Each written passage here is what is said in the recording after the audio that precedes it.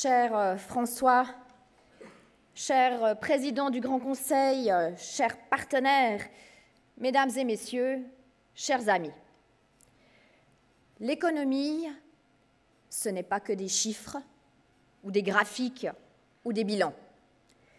L'économie, c'est d'abord et avant tout des femmes, des hommes, des cerveaux et des bras.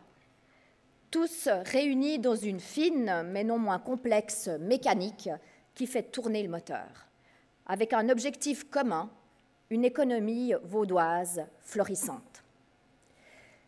La question aujourd'hui est moins de savoir comment faire tourner le moteur, car notre économie se porte plutôt bien, mais avec qui? Et c'est le sujet de ce jour. Le titre du forum pose une question centrale et brûlante. Qui va faire le job? Et j'ajouterais, quel job? Car c'est un fait, la natalité baisse et les baby-boomers partent à la retraite. Ils sont près d'1 million. La main-d'œuvre est en régression. Actuellement, en Suisse, 115 000 postes de travail sont vacants. Des 10 secteurs les plus touchés, en tête, il y a bien évidemment la santé, notamment en raison de l'allongement de la durée de vie. Les professions technologiques évoluent aussi tellement vite qu'on peine à recruter. Mais projetons-nous un peu plus loin. En 2040, on prévoit qu'il manquera 430 000 personnes sur le marché national du travail. Et 430 000, c'est l'addition des populations de Lausanne, Nyon, Montreux, Morges, Vevey et Yverdon. La pénurie de main-d'œuvre qualifiée entraîne des pertes estimées pour l'économie suisse à 5 milliards de francs. Voilà pour les prévisions.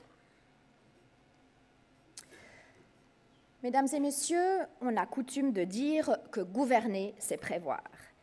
Et figurez-vous que c'est exactement ce que fait le Conseil d'État.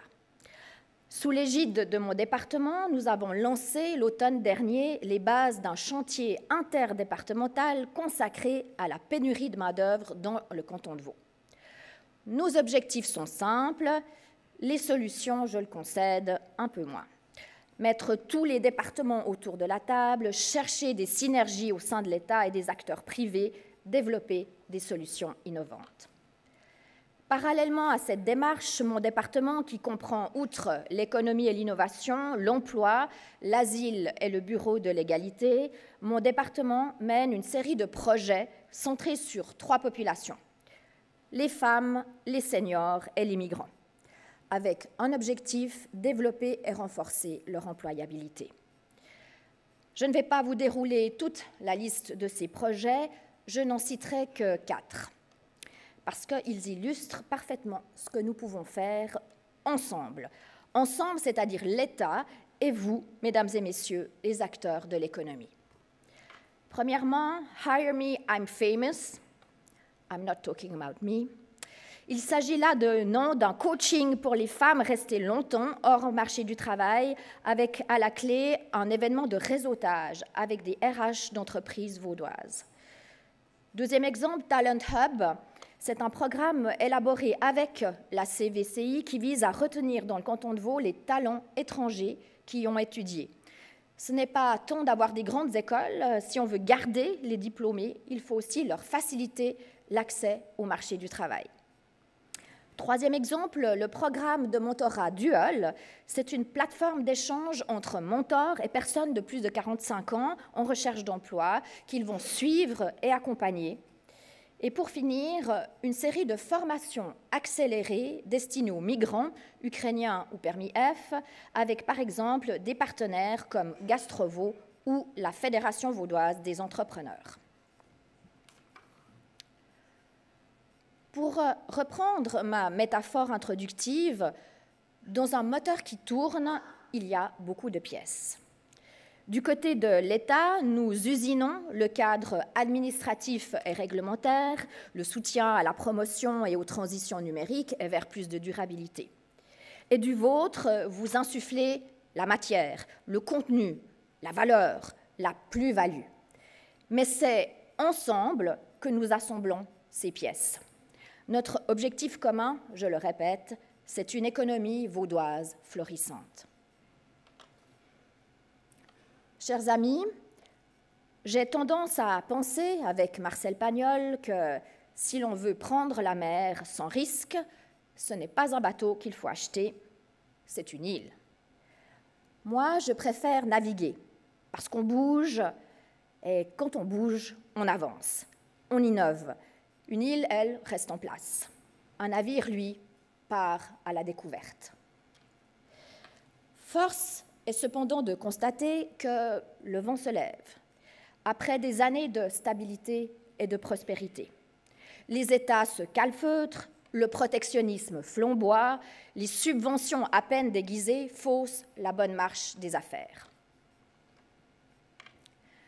Mesdames et messieurs, nous avons la chance d'évoluer dans un pays, j'allais dire un îlot, encore heureux. Nos infrastructures sont bonnes, voire excellentes, les conditions cadres favorables aux affaires. Même si d'aucuns préféreraient davantage d'audace en matière de fiscalité. Au cours de ce forum, les intervenants n'éluderont pas la question de l'immigration intimement liée au sujet qui nous réunit ce jour. Au vu des défis à relever, je pense notamment au vieillissement de la population, notre regard devra changer à la fois sur ce sujet et sur notre relation avec l'Union européenne. Il faut réparer la relation contrariée de la Suisse et de l'Union européenne et s'entraîner. Le réduit national, c'était en 1940. La politique du hérisson appartient au passé.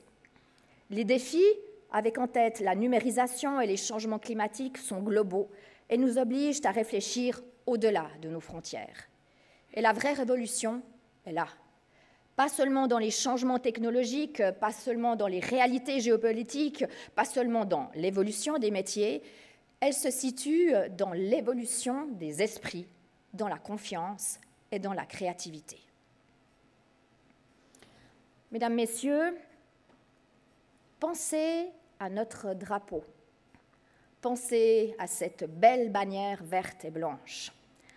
On peut y lire deux mots magnifiques, liberté et patrie. La liberté, c'est celle que nous défendons, la liberté de penser, la liberté de choisir, la liberté d'entreprendre. La patrie, selon la définition d'Émile Littré, c'est le pays où l'on prend naissance. Et on y prend naissance en le servant. Et c'est exactement ce que chacun d'entre vous, dans cette salle, fait au quotidien grâce à son travail. Travail qui contribue à notre objectif commun, un canton prospère. Soyez-en toutes et tous remerciés. Je remercie également les organisateurs de ce forum de nous offrir le temps de telle réflexion. Merci à Prométhée, merci à la CVCI, merci à la Chambre immobilière, merci à la Fédération patronale vaudoise. Merci pour l'excellente collaboration avec mon département. Merci aussi aux panélistes de qualité qui vont nous éclairer tout à l'heure et aux partenaires de cet événement. Et je vous souhaite à toutes et à tous un excellent forum.